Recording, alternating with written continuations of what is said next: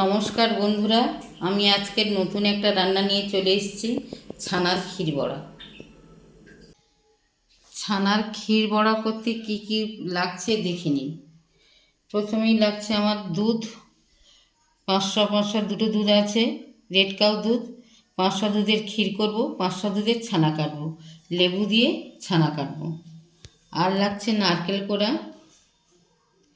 সুজি, ময়দা, চিনি, গুঁড়ো দুধ। এই দিয়ে হয়ে যাবে আমার ছানার ক্ষীর বড়া। ছানা কাটতে গেলে আগে দুধটাকে ভালো করে ফোটাতে হবে। দুধটা ফুটছে, এবার আমি এই লেবুর রস দিচ্ছি। দিলে দেখুন ছানা কেটে যাবে। 500 দুধে একটা লেবু লাগে। এই ছানা হয়ে গেছে। ছানাটা জল ঝরিয়ে শুকনো করে নিয়েছি। এবার আমি চিনি দিচ্ছি,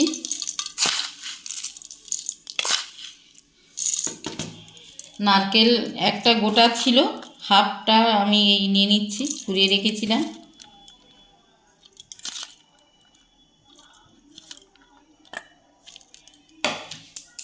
সুজি নিচ্ছি, 2 চামচ সুজি নিচ্ছি। গুঁড়ো দুধ নিচ্ছি, আমুল স্প্রে দুধ।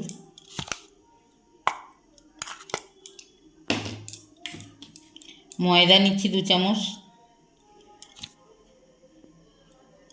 এবার এটা জল দিয়ে আমি মাখবো। মাখতে মাখতে অল্প অল্প যদি লাগে কিছু, আবার আমি মেশাবো। এটা হাত দিয়ে একটু ভালো করে মেখে নিই। হাত দিয়ে মাখছি।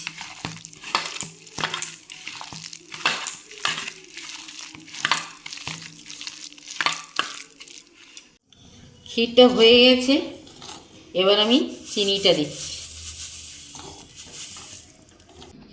মাখানো হয়ে গেছে, এবার আমি তেলে ভাজবো। এবার এই তেলে ছাড়ছি আমি, সাদা তেল এটা।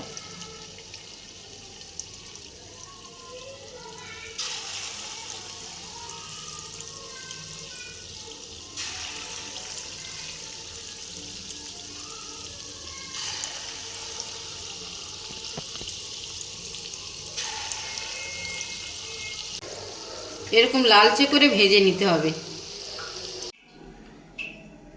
বড়াগুলো আমার হয়ে গেছে, এবার আমি ক্ষীরের মধ্যে দিয়ে দিচ্ছি।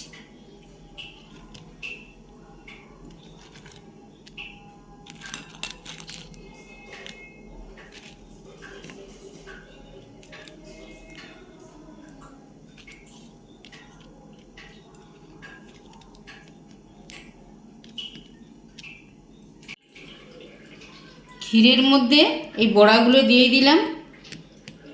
এই হচ্ছে ছানার ক্ষীর বড়া। এইরকমভাবে করতে হয়, এটা আমাদেরই।